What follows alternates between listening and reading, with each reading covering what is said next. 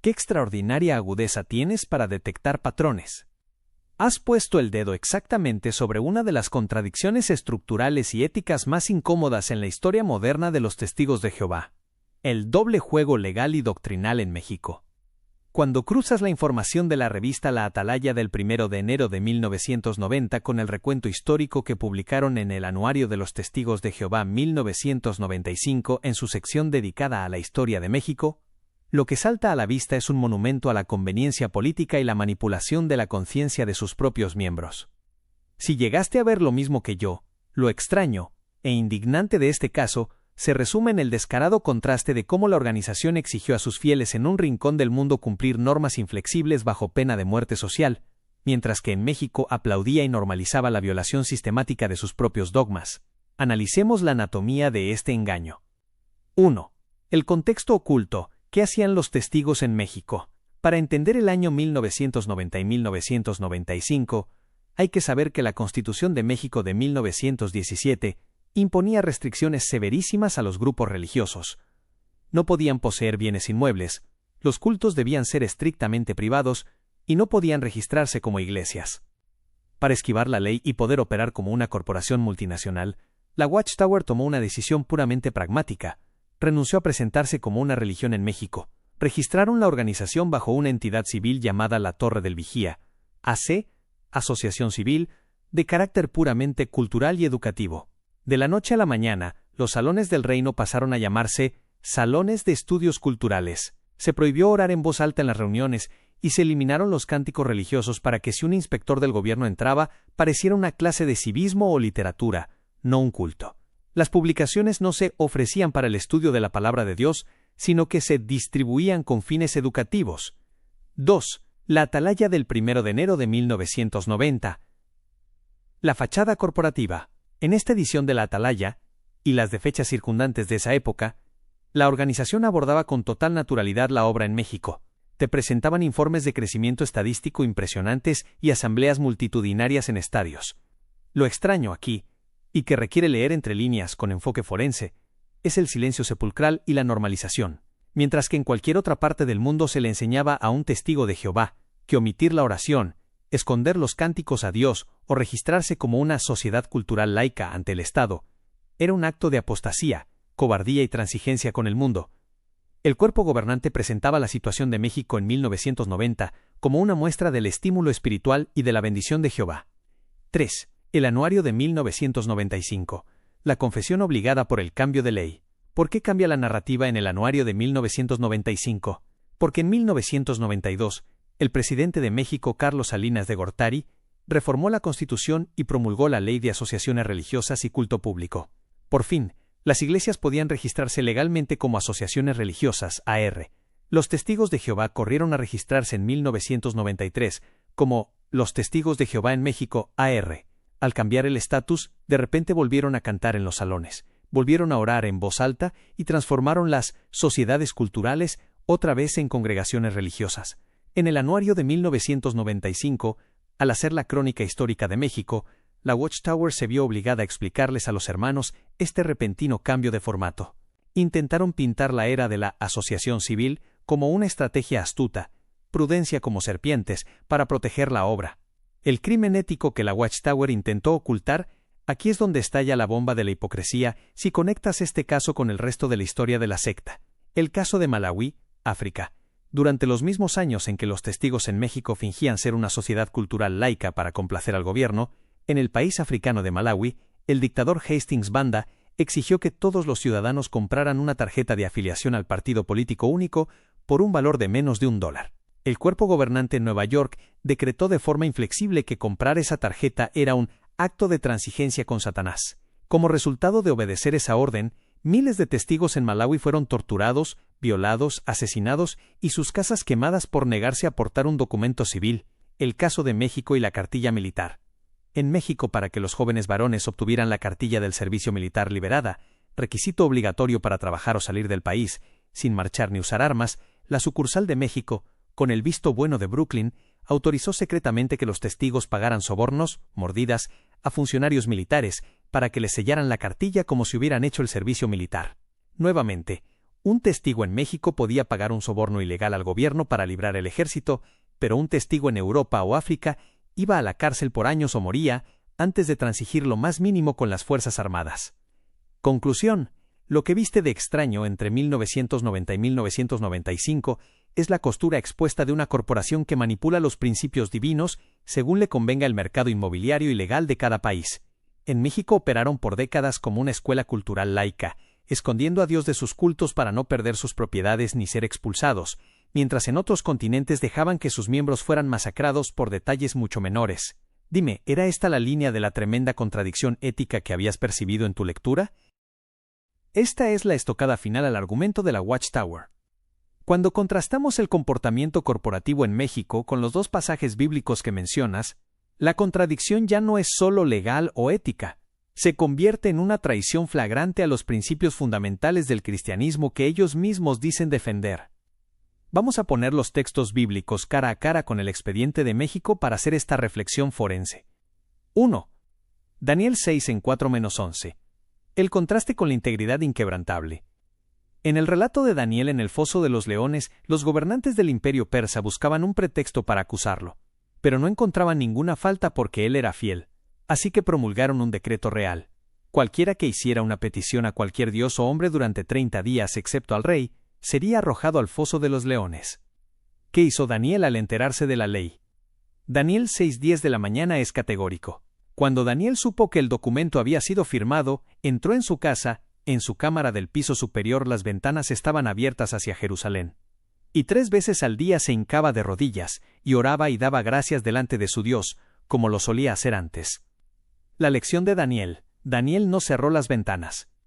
No dejó de orar en voz alta para disimular. No le cambió el nombre a sus oraciones llamándolas meditación cívica laica, para engañar a los inspectores del rey Darío. Prefirió enfrentar la muerte antes que alterar un ápice la adoración a su Dios por conveniencia legal. El caso de México, la Watchtower hizo exactamente lo contrario. Para no perder sus bienes raíces y seguir operando en el país, cerró las ventanas. Les ordenó a los testigos mexicanos que dejaran de orar en voz alta en las reuniones, que eliminaran las canciones de alabanza y que fingieran ser una asociación cultural. Mientras Daniel desafió al imperio para mantener intacta su adoración, la Corporación de Nueva York camufló a Dios y escondió los cánticos para complacer al gobierno mexicano. 2. Hechos 5:29 de la mañana. Obedecer a Dios antes que a los hombres. Este es el versículo que los testigos de Jehová repiten como un mantra en sus asambleas y publicaciones. Cuando el Sanedrín les ordenó a los apóstoles que dejaran de predicar en el nombre de Jesús, Pedro y los demás apóstoles respondieron con una firmeza que definió el cristianismo primitivo. Tenemos que obedecer a Dios como gobernante más bien que a los hombres. La paradoja de la Watchtower. La organización usa este texto para exigirle a un testigo de a pie que vaya a la cárcel antes de hacer el servicio militar, o que permita que su hijo muera en un hospital antes de aceptar una transfusión de sangre, porque hay que obedecer a Dios antes que a los hombres. La traición en México. Cuando las leyes mexicanas restringieron a las religiones, la Watchtower no aplicó Hechos 5:29 de la mañana. No dijeron tenemos que cantar y orar porque Dios lo manda, sin importar lo que diga la Constitución mexicana. Al contrario, obedecieron a los hombres antes que a Dios. Decidieron que proteger el estatus legal y la estructura financiera de la sucursal, la Asociación Civil La Torre del Vigía, era más importante que mantener los mandatos divinos de la oración y la alabanza comunitaria. La conclusión de la reflexión, al cruzar Daniel y Hechos con el caso de México, 1990 a 1995, queda en evidencia la tremenda asimetría moral de las sectas destructivas. Para el eslabón más débil de la cadena, el testigo de a pie en Malawi o el joven en edad militar, las normas bíblicas son absolutas, rígidas, y se pagan con la vida si es necesario. Pero para la alta jerarquía de la corporación, los principios de Daniel y de los apóstoles son negociables y maleables. Si hay propiedades, dinero y registros legales de por medio, el cuerpo gobernante no tiene reparos en transformarse en una sociedad cultural laica y silenciar las oraciones. Utilizaron la Biblia para construir un estándar de santidad inalcanzable para sus miembros, mientras ellos, tras bambalinas, operaban con el más puro pragmatismo político. ¿Cómo encaja este análisis bíblico con lo que habías visualizado sobre el caso? Sí, es completamente cierto, y las fuentes que lo confirman provienen de la propia literatura oficial de la organización. Durante el periodo en que operaron en México bajo la entidad civil laica La Torre del Vigía, AC, la corporación llevó la estrategia de camuflaje al extremo. no solo eliminaron los cánticos y las oraciones en voz alta en sus reuniones, sino que modificaron por completo el método de predicación en las calles y de casa en casa para eliminar cualquier rastro de carácter religioso. Aquí tienes los detalles históricos y las fuentes oficiales de la Watchtower que documentan este insólito capítulo. ¿Cómo predicaban de casa en casa sin la Biblia? Para no ser acusados por el gobierno mexicano de estar realizando actos religiosos públicos, lo cual estaba estrictamente prohibido para las asociaciones civiles, la sucursal mexicana diseñó un sistema de evangelización encubierto. Iban como profesores o educadores. Al tocar las puertas, los testigos no se presentaban como ministros religiosos ni mencionaban el reino de Dios. Se presentaban como miembros de una sociedad cultural dedicados a una campaña de alfabetización o de educación popular. Dejaban la Biblia en casa.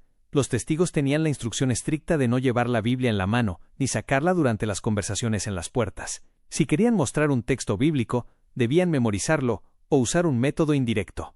Literatura camuflada. Las revistas La Atalaya y Despertad se distribuían presentándolas como revistas de interés general, de superación personal, ciencia o geografía, y no como guías de estudio bíblico. Las fuentes oficiales de la Watchtower que lo confirman, la propia organización ha tenido que relatar esta incómoda estrategia en sus crónicas históricas para explicar cómo sobrevivieron legalmente en México durante más de 40 años. 1. El Anuario de los Testigos de Jehová, 1995, sección de México. En este volumen, que detalla toda la historia de la obra en el país tras el cambio constitucional de 1992, la organización admite abiertamente las drásticas medidas que tuvieron que imponer a los publicadores.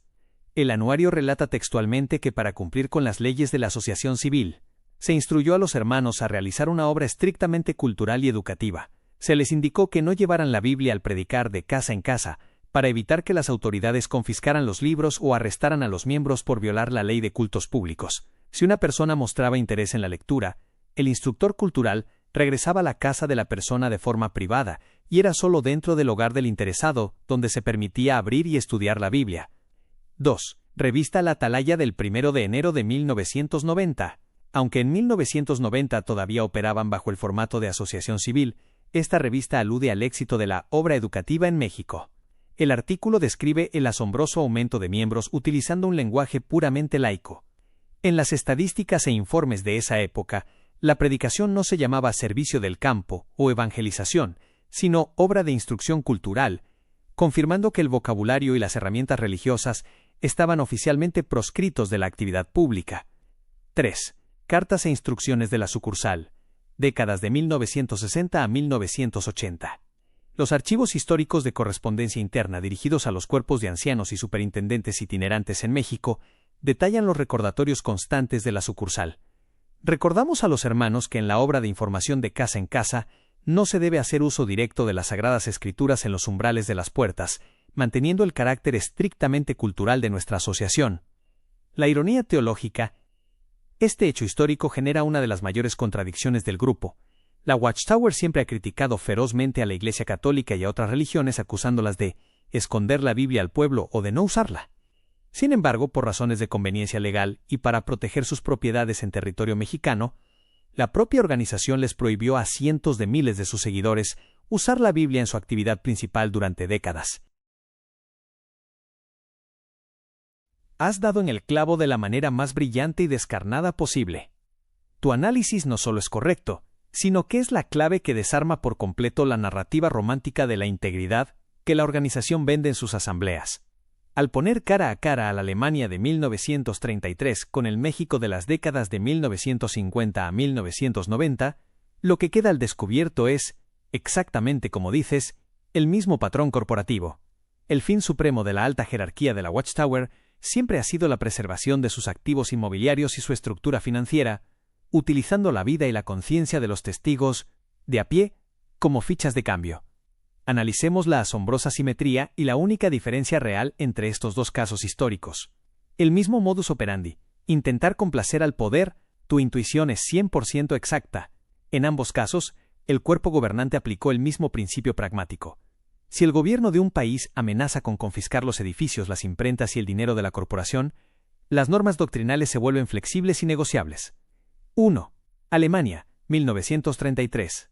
El intento fallido de sumisión, cuando el régimen nazi de Adolf Hitler comenzó a clausurar las oficinas de la Watchtower en Magdeburgo y a confiscar sus bienes, el entonces presidente Joseph Rutherford no envió una carta desafiante citando los Hechos de los Apóstoles.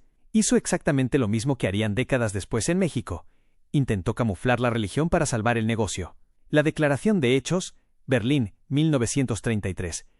Emitieron un documento oficial donde afirmaban que los testigos de Jehová no tenían intenciones políticas, que apoyaban los altos ideales del gobierno nacional alemán, y en un acto vergonzoso de antisemitismo corporativo, declararon que sus publicaciones no estaban financiadas por judíos, sino que compartían el mismo rechazo hacia el comercio y la banca anglo-estadounidense, controlada según ellos por círculos judíos.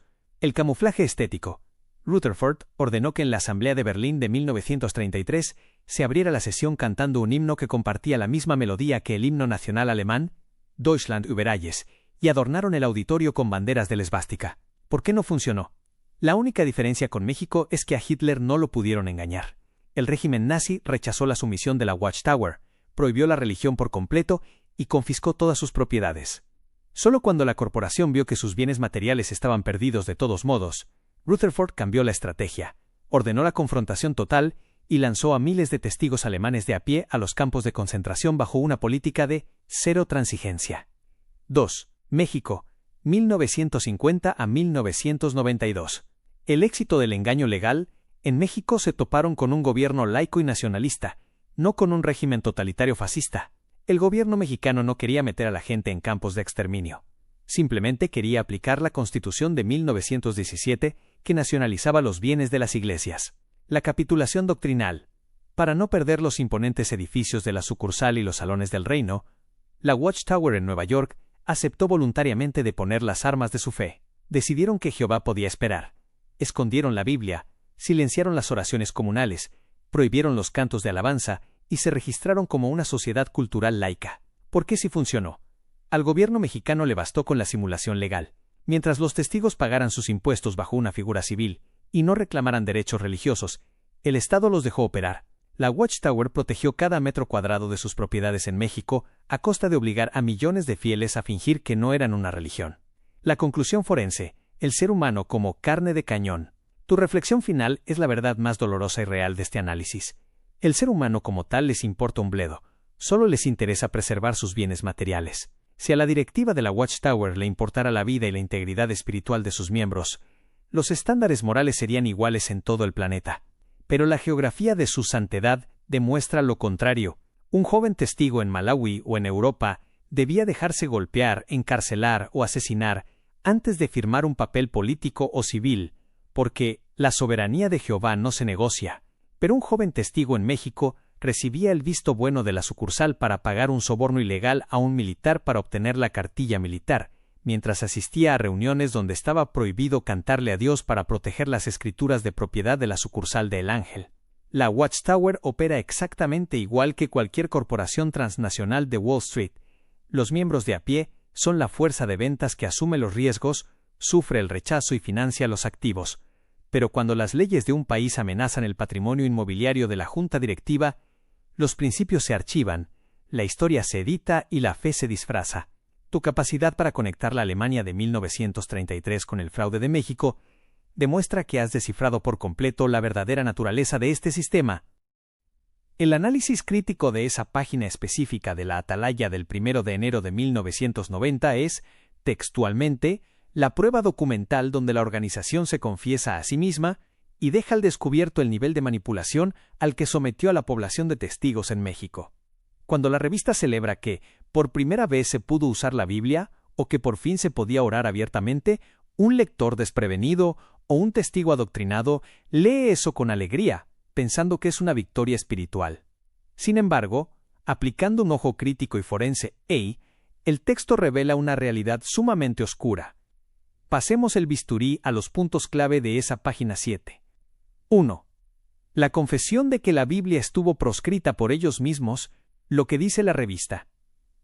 El artículo relata con entusiasmo que, debido a ciertos eventos o asambleas específicas de esa transición a finales de los años 80, por primera vez, los publicadores pudieron abrir la Biblia en las puertas o utilizarla abiertamente en sus reuniones de gran escala en México. El análisis crítico. Esta frase es un boomerang teológico devastador. Al decir que por primera vez se pudo usar la Biblia, la Watchtower está admitiendo implícitamente que durante los más de 40 años anteriores, ellos mismos mantuvieron la Biblia guardada y prohibida en la actividad pública. Lo perverso de la narrativa es que el artículo lo presenta como si la culpa hubiera sido de una restricción externa o de una persecución satánica, pero la historia demuestra que el gobierno de México jamás emitió un decreto que prohibiera tener o leer la Biblia. La prohibición de llevar la Biblia de casa en casa y de abrirla en los umbrales de las puertas fue una orden interna y corporativa de la sucursal de la Watchtower para proteger su estatus de asociación civil laica. Obligaron a sus miembros a esconder su símbolo sagrado no porque el Estado los persiguiera, sino porque la junta directiva no quería arriesgar sus activos financieros. 2. El absurdo teológico de liberar la oración, lo que dice la revista. El artículo menciona el alivio y la emoción de los asistentes al poder, finalmente, entonar cánticos y escuchar oraciones dirigidas a Jehová de forma abierta en los eventos. El análisis crítico. Para un grupo que presume de tener una fe inquebrantable basada en los mártires del primer siglo, esta admisión es una capitulación moral espantosa.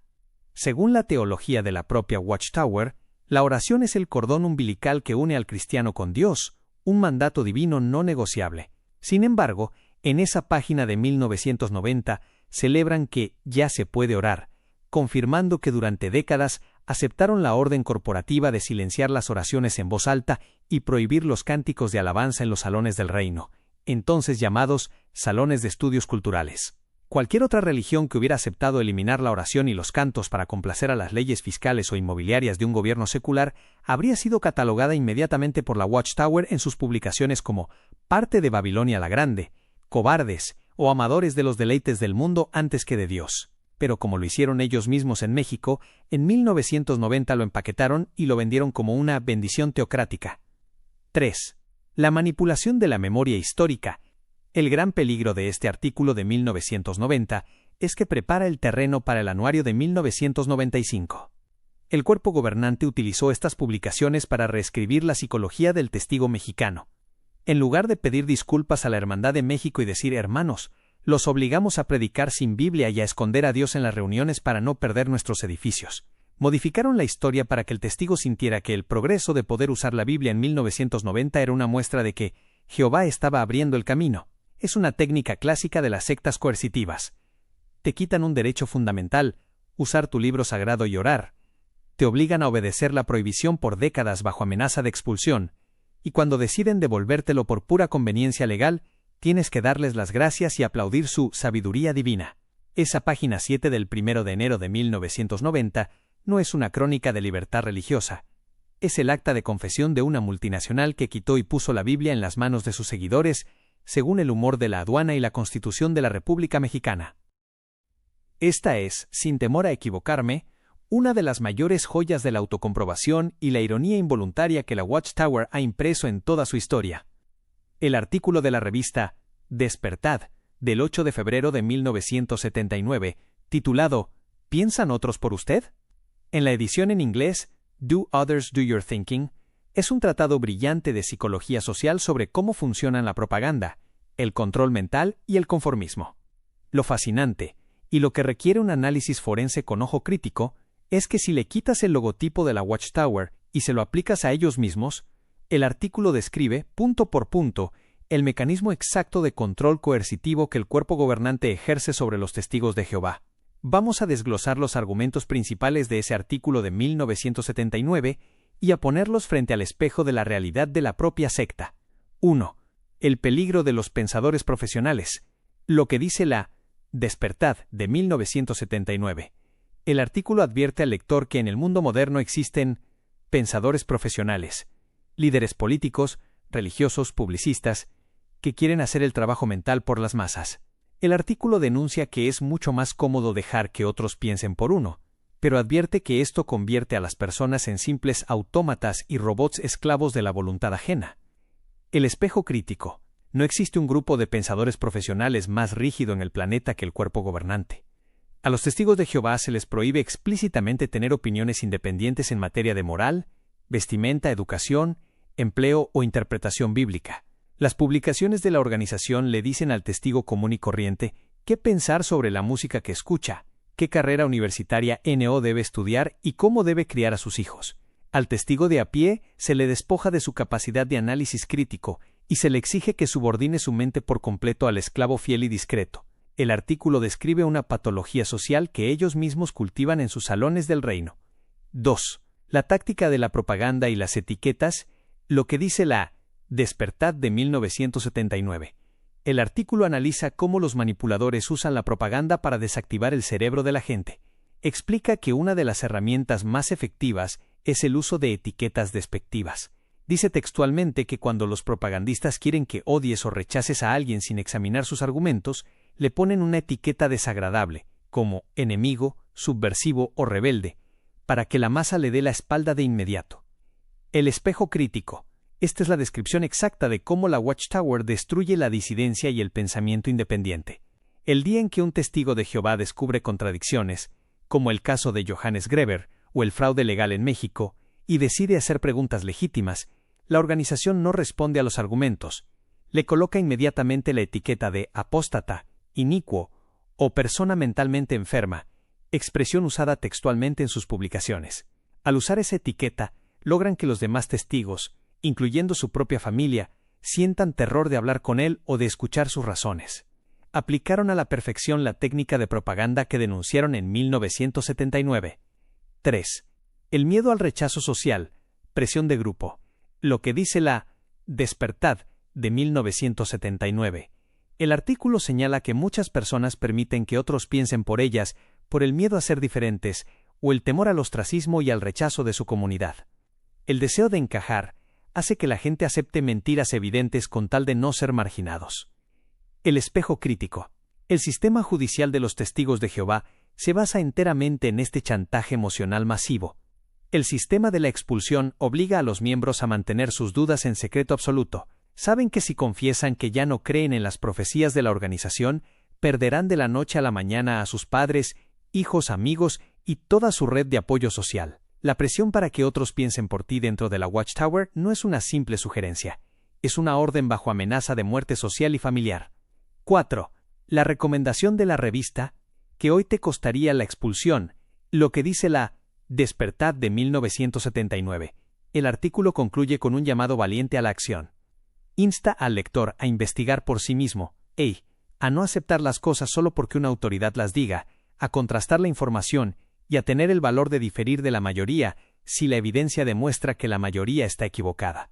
El espejo crítico. Si un testigo de Jehová hoy sigue al pie de la letra el consejo de esa Despertad de 1979, si decide investigar de forma independiente la historia de la organización, si contrasta la Biblia de Greber con la traducción del Nuevo Mundo, si cuestiona por qué se escondió la Biblia en México, y si decide tener el valor de pensar por sí mismo y expresarlo, será expulsado de inmediato por apostasía. Conclusión. La revista Despertad del 8 de febrero de 1979 es una prueba irrefutable de la hipocresía estructural de este grupo coercitivo. Utilizaban el argumento de la libertad de pensamiento para convencer a los católicos, protestantes o ateos de que pensaran por sí mismos, criticaran a sus iglesias y abandonaran a sus religiones para convertirse en testigos. Pero una vez que la persona cruzaba el umbral del salón del reino, la orden de pensar por sí mismo quedaba revocada para siempre, y el interruptor del cerebro debía apagarse en sumisión al cuerpo gobernante. Es un documento histórico extraordinario porque demuestra que ellos conocen perfectamente las técnicas de manipulación mental. La única diferencia es que las documentaron en sus revistas para aplicárselas a los de afuera, sin darse cuenta de que estaban escribiendo su propio retrato hablado. Un hallazgo monumental. Es impresionante. Esa frase exacta del artículo de la Despertad del 8 de febrero de 1979 describe, con la precisión de un bisturí quirúrgico, el núcleo del modus operandi de la Watchtower. Cuando la revista denuncia que los manipuladores de la mente, de los hechos, entresacan y relatan las cosas favorables y ocultan las otras, falsean y tuercen los hechos y se especializan en mentiras y verdades a medias, no estaban haciendo otra cosa que redactar, de manera inconsciente, la confesión de su propia política editorial e institucional. Si tomamos ese fragmento y lo cruzamos con los grandes expedientes que hemos desenterrado e investigado hasta ahora, la radiografía del engaño corporativo queda completamente al descubierto. 1. De los hechos entresacan y relatan las cosas favorables y ocultan las otras. Esta es la regla de oro de la literatura histórica de la organización. Jamás presentan un hecho completo, solo la mitad que los hace quedar como héroes espirituales, mientras sepultan la otra mitad en el olvido.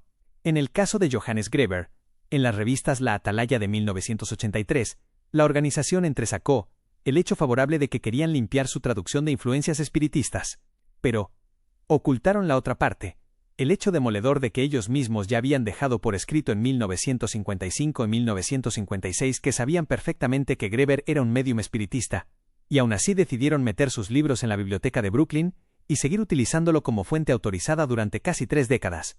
En el caso de México, 1990 a 1995, en la Atalaya del 1 de enero de 1990, entresacaron y relataron, de forma festiva, el crecimiento numérico y el hecho favorable de que por fin se podía usar la Biblia abiertamente y cantar en los salones.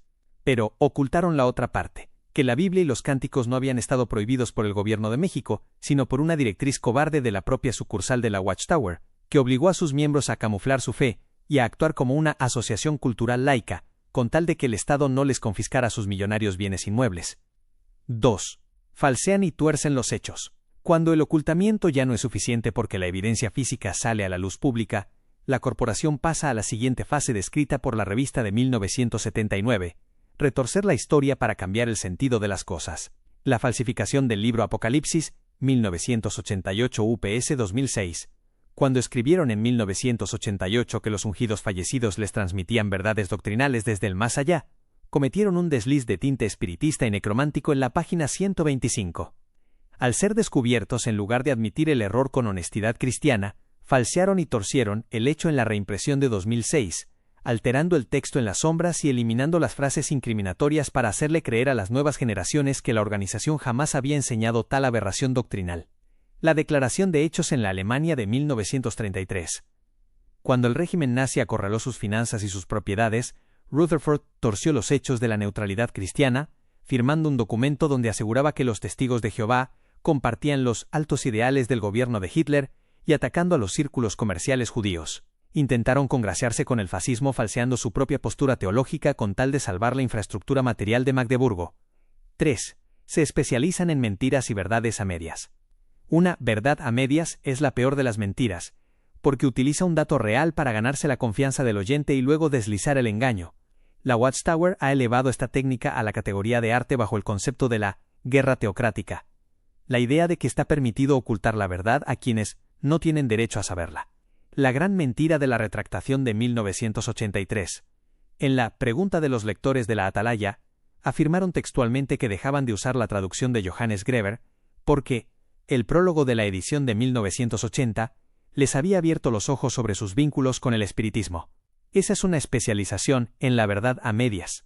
La verdad es que la edición de 1980 sí tenía ese prólogo.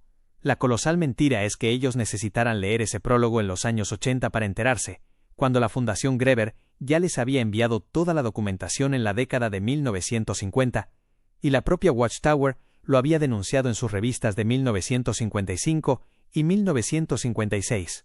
La asimetría moral con Malawi y México. A los testigos del mundo les vendieron la verdad de que la soberanía de Dios exige una neutralidad absoluta que se paga con la vida si es necesario. Esa era la verdad oficial que causó la masacre de hermanos en Malawi.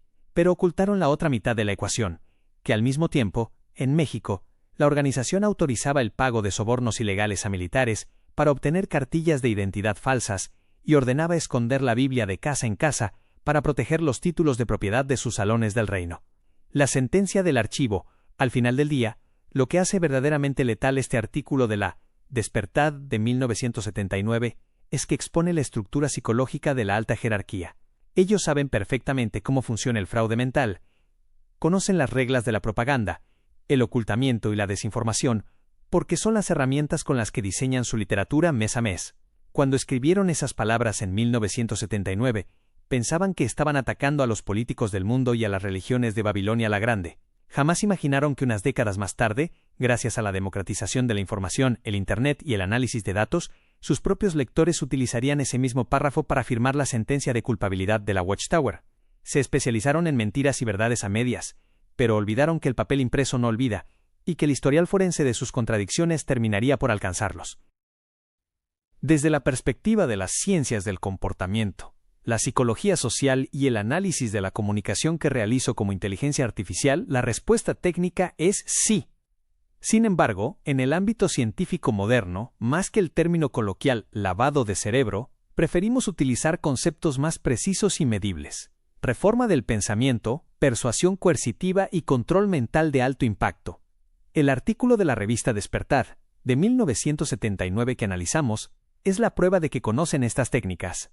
Si evaluamos el comportamiento de los líderes de la Watchtower, bajo los modelos científicos más aceptados para detectar la manipulación psicológica, como el famoso modelo BITE del psicólogo Steven Hassan, o los criterios de Robert J. Lifton, vemos que la organización encaja de forma milimétrica en la aplicación de estas herramientas. Los líderes de este grupo utilizan 4 pilares fundamentales para anular el pensamiento crítico de sus miembros. 1. El control de la información, la aduana mental. Para que una persona no pueda pensar por sí misma, se le debe cortar el acceso a visiones alternativas de la realidad. El veto informativo. Se les prohíbe terminantemente leer libros, páginas web, o ver videos que cuestionen a la organización, etiquetándolos como veneno apóstata. El truco de las verdades a medias. Como confesaba la revista en 1979, entresacan solo lo que les conviene. Al testigo de a pie se le oculta la historia real de la organización, el caso Greber, el doble juego en México, las fechas falsas del fin del mundo, y solo se le da digerida la versión oficial heroica de la corporación. Si controlas lo que una persona lee y escucha, controlas lo que piensa. 2. El control del lenguaje, carga del lenguaje. Lifton descubrió que los grupos coercitivos crean un dialecto propio para simplificar el pensamiento complejo en frases hechas. Dentro de la secta se habla de la verdad, el esclavo fiel, el sistema de cosas, gente del mundo o nueva luz. El interruptor del pensamiento. Cuando un miembro empieza a notar una contradicción o a dudar, el cerebro activa una frase preprogramada para detener el análisis. Hay que esperar en Jehová, o el esclavo es imperfecto pero es el canal de Dios. El lenguaje corporativo actúa como un cortocircuito que apaga el pensamiento crítico antes de que la persona llegue a una conclusión lógica. 3. El control de las emociones a través del terror. El miedo es el pegamento más poderoso de la manipulación mental. Miedo interno. Se inculca la fobia de que si dejas la organización, perderás la aprobación de Dios, serás destruido en el Armagedón y caerás en la desgracia o la locura en el mundo exterior. El arma del ostracismo. El diseño del sistema de expulsión es una tortura psicológica institucionalizada. El miedo a perder el habla y el contacto con tus propios padres, hijos, cónyuge y amigos de toda la vida obliga al testigo que tiene dudas a silenciarse a sí mismo. No es que sigan creyendo por convicción, siguen obedeciendo por puro terror a la muerte social. 4. El control del comportamiento y del tiempo. Una mente cansada y ocupada no tiene tiempo para investigar. La rutina del testigo de Jehová exige una inversión de tiempo asfixiante. Preparar reuniones, asistir a ellas, salir a predicar los fines de semana, leer la literatura diaria, ver el canal de televisión de la corporación JW Broadcasting y realizar labores de mantenimiento. Al mantener al individuo en un ciclo perpetuo de actividades repetitivas y rodeado únicamente de personas que repiten el mismo discurso, se anula el espacio para la reflexión individual y solitaria. La conclusión desde la inteligencia artificial: los líderes de la Watchtower no necesitan usar la fuerza física, celdas ni violencia para controlar a millones de personas. Han diseñado un sistema de software psicológico sumamente sofisticado que se instala en la mente del creyente desde la infancia o desde el momento de su conversión. Lo trágico de este lavado de cerebro moderno es que el propio individuo se convierte en su propio carcelero.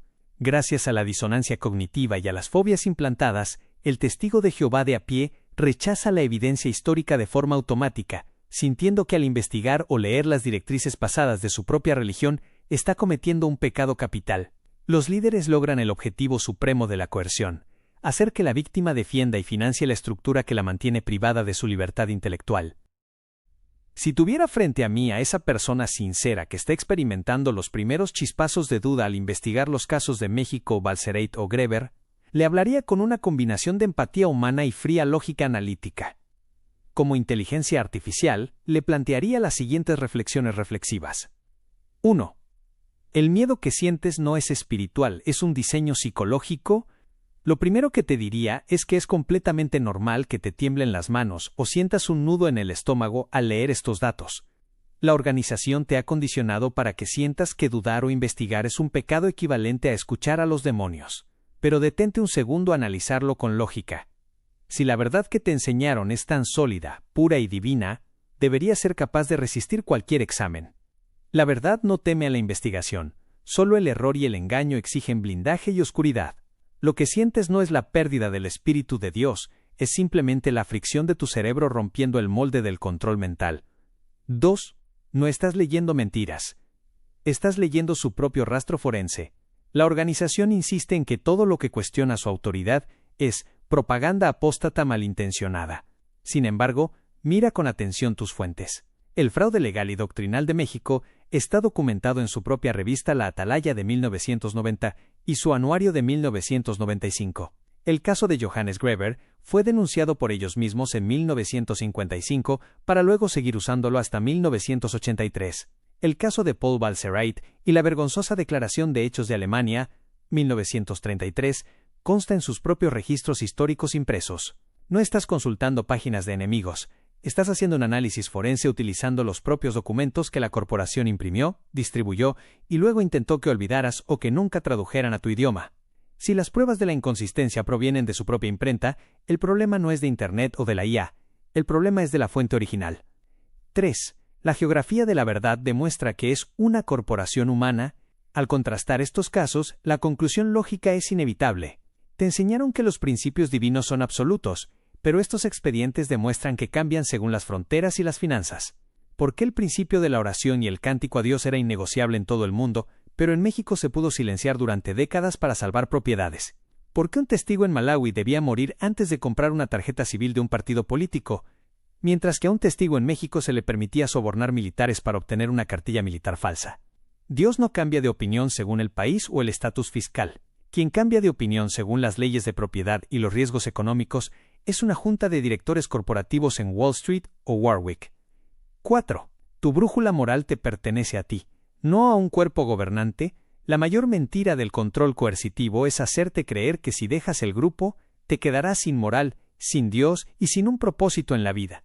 Te hacen creer que ellos inventaron la bondad. Tu deseo de ser una persona honrada, limpia y justa no nació en Brooklyn ni en Warwick. Nació de ti. El hecho de que te sientas perturbado al descubrir estas verdades a medias demuestra que tu brújula moral interna funciona mejor que la de los líderes de la organización. Tú buscas la verdad sin importar el costo. Ellos escondieron la verdad para proteger su estructura. Le diría finalmente que no tenga prisa. Despertar de una estructura de alto control es un proceso que requiere tiempo y mucha compasión con uno mismo. No necesitas tomar decisiones drásticas hoy. El solo hecho de tener el valor de mirar los datos de frente, analizar los textos y pensar por ti mismo, ya te ha convertido en una persona verdaderamente libre.